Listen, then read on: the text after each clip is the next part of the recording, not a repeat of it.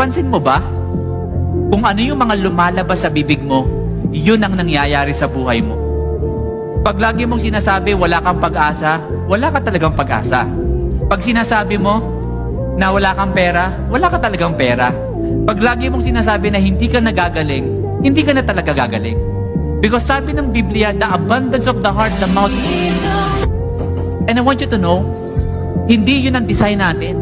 Kasi minsan, nakakalimutan natin yung identity natin, di ba? Ipapaalala ko lang kung sino ka. Anak ka ng Panginoon at malaki ang plano niya sa'yo. At ang gusto niya ay ikaw ay lumaban. So I want to pray for you as I end. Sa mga tao dito na feeling mo lagi you are defeated or feeling mo na parang wala kang pag-asa sa buhay, I want you to know,